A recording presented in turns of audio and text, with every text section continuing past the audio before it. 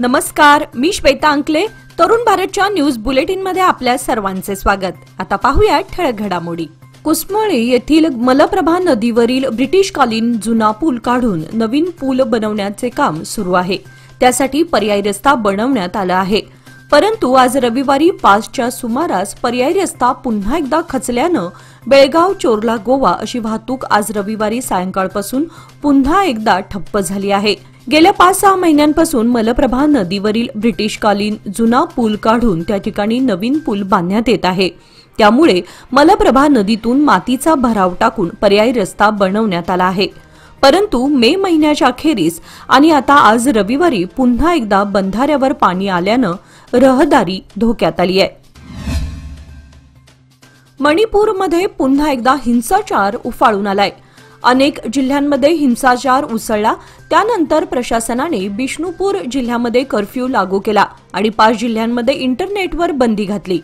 मेतेई संघटनेच्या नेत्या आरामबाई टेंगोल आणि इतर अनेक नेत्यांना पोलिसांनी अटक केल्यानंतर हिंसाचार सुरू झाला.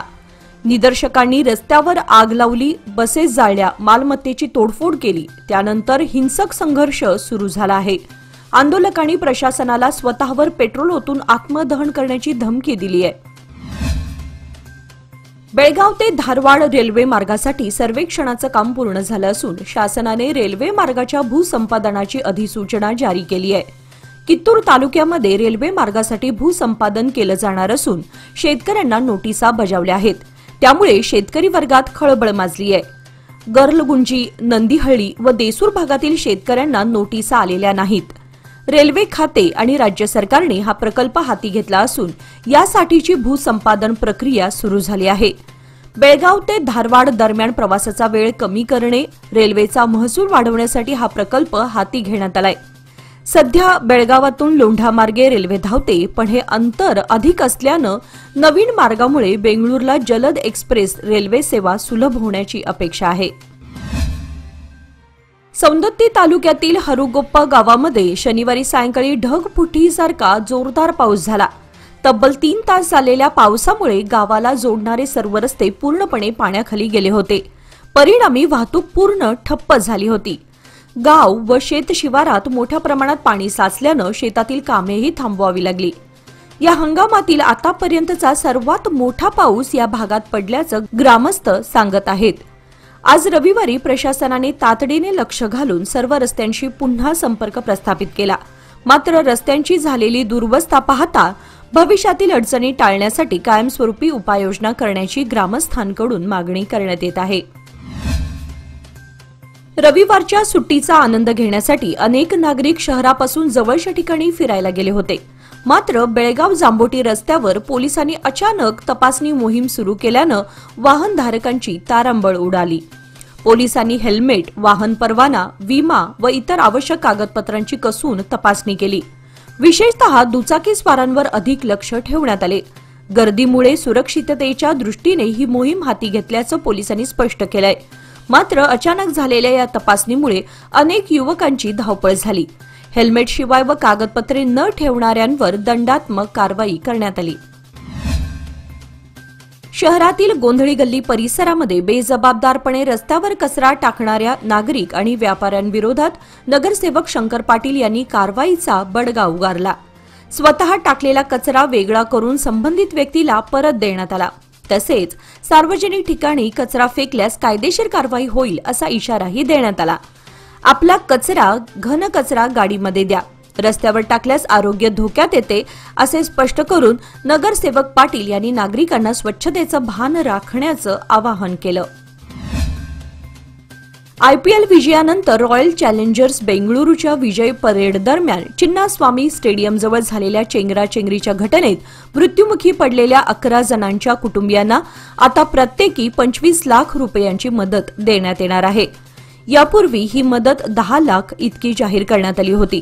मुख्यमंत्री सिद्धरामय्या यांनी मदत रक्कम वाढवण्याचे आदेश दिले असून जखमी झालेल्यांसाठी स्वतंत्र मदत निधी तयार करण्यात येणार आहे असे मुख्यमंत्री कार्यालयाकडून स्पष्ट करण्यात आले. सरकारसोबतच आरसीबी संघाकडूनही या मदत निधीमध्ये सहभाग घेतला जाणार आहे. शेततळ्यांमध्ये मत्स्यपालन करणाऱ्या शेतकऱ्यांना यापुढे किसान क्रेडिट कार्ड अंतर्गत कर्ज सुविधा उपलब्ध होणार आहे। या योजनेचा लाभ शेतकऱ्यांना मत्स्य विभागाकडून दिला जाणार आहे। नापीक शेत जमिनीमध्ये शेतकऱ्यांना अर्थार्जन उपलब्ध करून देण्यासाठी यापूर्वी मत्स्य विभागाने मत्स्य तळ्यांसाठी योजना आखली होती। त्याला मिळालेल्या प्रतिसादानंतर ज्या शेतकऱ्यांनी आपल्या शेतात शेततळे निर्माण केले आहेत त्यांच्यासाठी देखील मत्स्यपालन योजना लागू केली होती। आता अशाच शेततळ्यांमध्ये मत्स्यपालन करणाऱ्या शेतकऱ्यांना किसान क्रेडिट कार्ड अंतर्गत कर्ज सुविधा उपलब्ध करून दिली जात आहे। त्यासाठी शेतकऱ्यांना मार्गदर्शन केलं जाणार असून शेततळ्यातील मत्स्यपालनामुळे शेतकऱ्यांची आर्थिक स्थिती उंचावत मत्स्य उत्पादन देखील वाढणार आहे। त्यासाठी मत्स्य विभागाने NFDP नावाचे पोर्टल विकसित केले आहे। शेतकरी या पोर्टलवर नोंदणी करण्यासाठी केवळ आधार क्रमांक आणि मोबाईल क्रमांक घालून नोंदणी करू शकतात। श्री शिवप्रतिष्ठान हिंदुस्थान बेळगावच्या वतीने धर्मवीर छत्रपती श्री संभाजी महाराज यांची हिंदू तिथीनुसार जयंती मोठ्या भक्तिभावाने व उत्साहात साजरी करण्यात आली। या निमित्त धर्मवीर संभाजी महाराज चौकातील श्री शंभू तीर्थ येथे महाराजांच्या मूर्तीचे जलाभिषेक, दुग्धाभिषेक व पुष्पपूजन करण्यात आले। प्रारंभ प्रेरणा मंत्राने झाला, त्यानंतर आरती व श्लोकपठनाने वातावरण भक्तिमय झाले। या कार्यक्रमामध्ये कर्नाटक प्रांत प्रमुख किरण गावडे, जिल्हा प्रमुख विश्वनाथ पाटील, शहर प्रमुख अनंत चौगुले यांच्यासह विविध पदाधिकारी व शिवभक्त मोठ्या संख्येने उपस्थित होते।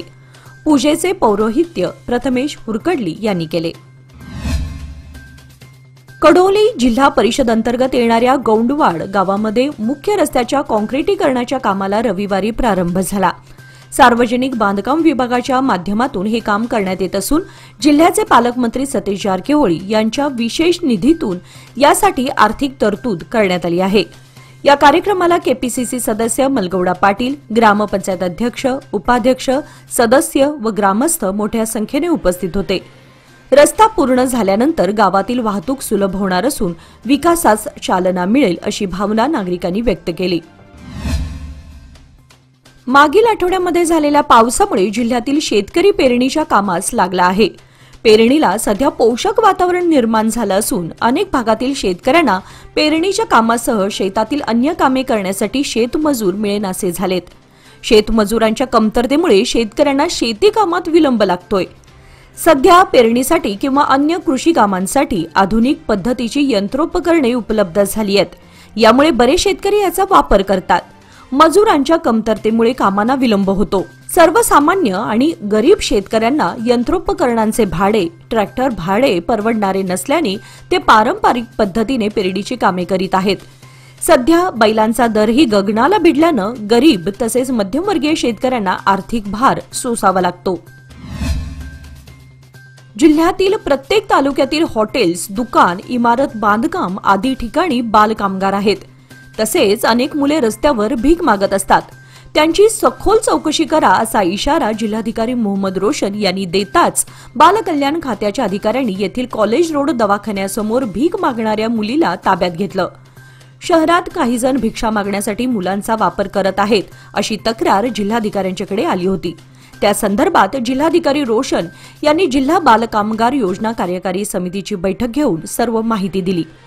अनेक मुले शाळा सोडून हॉटेल्स, दुकान, बांधकाम आदी ठिकाणी काम करत असल्यानं कारवाई करण्याची सूचना करण्यात आली आहे। त्यानुसार शहरातील झोपडपट्टी, रेल्वे स्टेशन, बस स्टँड आदी भागामध्ये पाहणी करून भीक मागणाऱ्या मुलांना ताब्यात घेऊन बालकामगार भवन इथे ठेवलं आहे।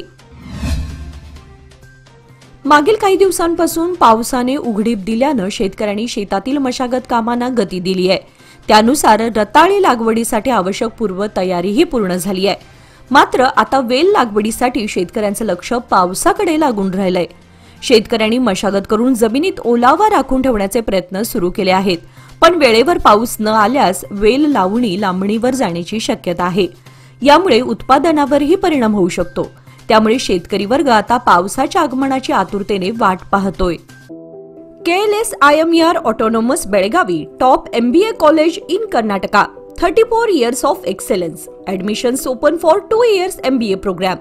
Special adjustments offered: business analytics, entrepreneurship and family business, marketing, finance and human resources. Merit scholarships of rupees 50,000 for PGCET toppers within 1,000 rank. Top placement at Federal Bank. Package ranges from CTC rupees 12 lakhs to 16.42 lakhs per annum. For admission details, please contact Director KLS Institute of Management Education and Research, Adarsh Nagar, Hindwadi, Belgavi, or call mobile 9980936364 or 9449563583. Belgaum शहराजवळील देसूर येथील green park येथे आपल्याला NA layout झालेले 30 bye 40 फूट आणि 40 bye 60 फूट या आकारातील residential plots उपलब्ध आहेत. तेही 100% कायदेशीर, टाउन प्लॅनिंग अप्रूव्हल आणि KJP नंबर प्राप्त झालेले. तसेच 40 फीट रुंद कॉन्क्रीटचे रस्ते, LED street lights, borewell, play area आणि भरपूर स्पेशियस पार्किंग. त्यामुळे हा प्रोजेक्ट नसून ही आहे भविष्यातील सुवर्ण संधी. अधिक माहितीसाठी आजच संपर्क साधा. Lokmanya realty, shop number 6, Krish रिसाइड्स, सोमवारपेठ, टिळकवाडी, बेळगाव. लोकमान्यच्या मुदत ठेव योजना म्हणजेच सुयोग्य कालावधी सर्वोत्तम व्याजदर. आता तुमच्या गुंतवणुकीवर मिळवा 10.60% परतावा. अधिक माहितीसाठी आजच संपर्क करा 1800212405. लोकमान्य, प्रत्येक पावलावर तुमच्या सोबत. योजना फक्त सभासदांकरिता. नियम व अटी लागू. विजापूर जिल्ह्यातील बसवन बागेवाडी येथे काही वस्तूने भरलेल्या कॅन्टर पलटी झाल्याची घटना घडली. बेळगावहून हैदराबादकडे वाहतूक करत असताना चालकाचं नियंत्रण सुटल्यामुळे वाहन रस्त्याच्या डिव्हायडरवर आदळून पलटी झालं. या अपघातात कोणतीही जीवितहानी झाली नाही, मात्र वाहनाचं आणि मालाचं मोठं नुकसान झालंय. घटनेची माहिती मिळताच बसवन बागेवाडी पोलीस ठाण्याचे अधिकारी घटनास्थळी पोहोचले आणि तपास सुरू केला. बेळगाव तालुक्यातील भात खाचरांमध्ये इंद्रायणी व बासमती या दर्जेदार जातींची लागवड मोठ्या प्रमाणात केली जाते. मात्र या जातींच्या बियाण्यांचा तुटवडा निर्माण झाला असून कृषी विभागाकडून अद्याप बियाणे उपलब्ध करून देण्यात आलेली नाहीत. यामुळे शेतकऱ्यांची गैरसोय होत आहे. शेतकऱ्यांना खासगी कंपन्यांकडून बियाणे महाग दराने खरेदी करावे लागतात. बासमतीचे बियाणे 80 रुपये किलो आणि इंद्रायणीचे बियाणे 90 रुपये किलो दराने मिळत आहेत. त्याउलट सरकारकडून भात खरेदी करताना बासमतीला 3,000 आणि इंद्रायणीला 2,000 रुपये क्विंटलचा दर दिला जातो. मात्र उत्पादनासाठी शेतकऱ्यांना तिप्पट खर्च करावा लागत आहे. सरकारने वेळेत बियाणे उपलब्ध करून देऊन शेतकऱ्यांचा आर्थिक भार कमी करावा अशी जोरदार मागणी होत आहे. इंदिरा कॅन्टीनमध्ये लवकरच अंड्याचा समावेश करण्याचा प्रस्ताव शासन पातळीवर विचाराधीन आहे. पोषण मूल्य वाढवण्यासाठी अंडी देण्याची चर्चा 2-3 वेळा झाली असून लवकरच निर्णय अपेक्षित आहे. अंडीमुळे गरिबांना कमी दरात प्रथिनयुक्त जेवण मिळेल. सध्या राज्यात 186 नवीन कॅन्टीन मंजूर असून 100 पेक्षा जास्त कार्यान्वित आहेत. अंड्याचा पुरवठा सुरू झाल्यास कॅन्टीनच्या उपयुक्ततेत वाढ होणार आहे. येत्या 10 जूनपासून कर्नाटकात मान्सूनचा पाऊस सक्रिय होण्याची शक्यता आहे. हवामान खात्याने अनेक जिल्ह्यांमध्ये मुसळधार पावसाची शक्यता असल्यानं येलो अलर्ट जारी केलाय. जूनच्या पहिल्या आठवड्यात 39% पावसाची तूट निर्माण झाली आहे अशी माहिती हवामान खात्याने दिली आहे. राज्यात कमी झालेला मान्सून 10 जूनपासून मुसळधार पडण्याची शक्यता हवामान विभागाने वर्तवली आहे. मान्सून अपेक्षेपेक्षा लवकर सुरू झाला होता आणि साहजिकच मुसळधारपणे पाऊस पडण्याची शक्यता होती, पण एका आठवड्यात तो कमी झाला. त्यामुळे शेतकऱ्यांमध्ये चिंता निर्माण झाली आहे. आता सोमवारपासून पुन्हा जोर वाढण्याची शक्यता आहे. राज्यातील सर्व शाळांमध्ये दररोज प्रार्थनेच्या वेळी विद्यार्थ्यांनी भारतीय संविधानाच्या प्रस्तावनेचे वाचन करावे असा आदेश शालेय शिक्षण आणि साक्षरता खात्याने जारी केलाय. सरकारने यापूर्वी 30 जून 2023 रोजी आदेश जारी करत राज्यातील सर्व सरकारी कार्यालयात आणि सर्व शाळांमध्ये कन्नड व इंग्रजी भाषांमधून संविधानाच्या प्रस्तावनेचे छायाचित्र लावण्याची सूचना दिली होती. तर 28 ऑगस्ट 2023 रोजी जारी केलेल्या आदेशपत्रकात सर्व शाळांमध्ये प्रार्थनेच्या वेळी भारतीय संविधानाच्या प्रस्तावनेचे वाचन करावे अशी सूचना देण्यात आली होती. याला अनुसरून 2025-26 या शैक्षणिक वर्षामध्ये देखील यापूर्वीप्रमाणे विद्यार्थ्यांनी प्रार्थनेच्या वेळी संविधानाच्या प्रस्तावनेचे वाचन करावे, शाळांमध्ये संविधानाच्या प्रस्तावनेचे छायाचित्र प्रदर्शित करावे, तसेच पूरक कार्यक्रम आयोजित करावेत असे निर्देश देण्यात आले आहेत. भारतीय सैन्य दलाने ऑपरेशन सिंदूरच्या माध्यमातून केलेल्या कारवाईचा अभिमान व्यक्त करण्यासाठी निपाणी येथे सोमवार 9 जून रोजी तिरंगा रॅलीचे आयोजन करण्यात आले आहे. रॅलीची सुरुवात सकाळी 8:30 वाजता म्युनिसिपल हायस्कूल मैदानावरून होणार आहे. या तिरंगा रॅलीमध्ये सर्वांनी सहभागी व्हावे असे आवाहन आमदार शशिकला जोल्ले यांनी प्रसिद्धी पत्रकाद्वारे केले आहे.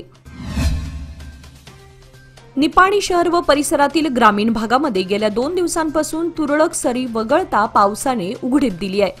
पावसाआधी पेरण्या केलेल्या सोयाबीनची उगवण जोमाने होत आहे. आंतरमशागत करण्याची गरज भासत आहे. किडींचा प्रादुर्भाव वाढण्याची शक्यता देखील वर्तवली जात आहे. यामुळे औषध फवारणीची गरज देखील भासू लागली आहे. पावसाआधी पेरण्या केलेल्या सोयाबीन पिकामध्ये औषध फवारणीसाठी सध्या शेतकरी वर्गाकडून आधुनिक तंत्रज्ञानाला प्राधान्य दिलं जात असून ड्रोनचा वापर केला जात आहे. अंकली येथून श्रीमंत शितोळे सरकार यांच्या माऊलींचा अश्व मोती व जरी पटक्याचा अश्व हिरा अशा या मानाच्या अश्वांचे अंकली ते आळंदी अशा 300 किलोमीटर प्रवासास सुरुवात करण्यात आली. या प्रसंगी आरती व पूजन करण्यात आले. प्रस्थान प्रसंगी मान्यवर, वारकरी व ग्रामस्थ उपस्थित होते. राज्यात शिक्षण पद्धत सुधारण्यासाठी शासनाकडून विविध उपक्रम हाती घेतले जात आहेत. असे असतानाच मात्र सीमाभाग बोरगाव येथे जाणीवपूर्वक दुर्लक्ष केल्याचं दिसून येत आहे. बोरगाव येथील सरकारी पदवीपूर्व कॉलेज हे जणू ओपन बार बनल्याचं चित्र पाहायला मिळतंय. शाळा परिसरात संरक्षक भिंत नसल्यानं तळीरामांकडून राजरोस दारू पिण्याचा प्रकार घडत आहे. दारू पिऊन तिथेच बाटल्या फोडणे, सिगारेट्सचे पाकिटे टाकून दिले जात आहेत. या प्रकाराकडे शिक्षण खात्याचं दुर्लक्ष होत आहे. यामुळे पालक वर्गातून तीव्र संताप व्यक्त करण्यात येतोय. पुणे बेंगळूर राष्ट्रीय महामार्ग क्रमांक 4 वर असलेल्या कोगनोळी येथील टोल नाक्यावर कोगनोळी, सुळगाव, मत्तीवडे, करनूर, हणबरवाडी, दत्तवाडी येथील 4 चाकी वाहनधारकांना टोल मुक्त करण्यात यावं यासाठी अनेक वेळा निवेदने देण्यात आली आहेत. परंतु टोल नाका व्यवस्थापनाने या मागणीकडे दुर्लक्ष केलंय. त्यामुळे शुक्रवार दिनांक 6 जून रोजी येथील 4 चाकी वाहनधारकांनी टोल नाक्यावर येऊन चक्काजाम आंदोलन केलं. त्यामुळे स्थानिक वाहनांना बुधवारपर्यंत मोफत मुभा दिली जाणार आहे. बुधवारपर्यंत तोडगा निघेल आणि स्थानिक वाहने टोलमुक्त होतील अशी अपेक्षा वाहनधारकातून व्यक्त होतीये. सुळगा येथील रोजगार हमी योजनेअंतर्गत आठवडाभर पगारावरती काम करणाऱ्या महिलांनी 1 दिवस मोफत श्रमदान गावाच्या स्वच्छतेसाठी, सुदृढ जनतेच्या आरोग्यासाठी खर्ची घातल्यानं परिसरातील जनतेतून या गावातील महिला वर्गाचं अभिनंदन करण्यात येत आहे. रोजगार हमी योजनेमध्ये काम करून रोज जवळपास 400 महिला रविवारी सकाळी 8 वाजता हातामध्ये खुरपी, कुदळ, फावडे, बुट्ट्या असे साहित्य घेऊन गावाच्या स्वच्छतेसाठी त्यांनी रविवारी ही मोहीम राबवली. गावातील लक्ष्मी गल्ली, मारुती गल्ली, मरगाई गल्ली, प्राथमिक माध्यमिक शाळांचा परिसर या सर्व भागामध्ये त्यांनी स्वच्छता मोहीम राबवली. याचबरोबर आजचे बातमीपत्र इथे संपले. अधिक माहिती आणि ताज्या घडामोडींसाठी पाहत रहा तरुण भारत न्यूज चॅनल. तसेच आमच्या चॅनलला लाईक, शेअर आणि सबस्क्राईब करायला विसरू नका. आणि विश्वासार्ह बातम्यांसाठी दररोज वाचा दैनिक तरुण भारत. धन्यवाद.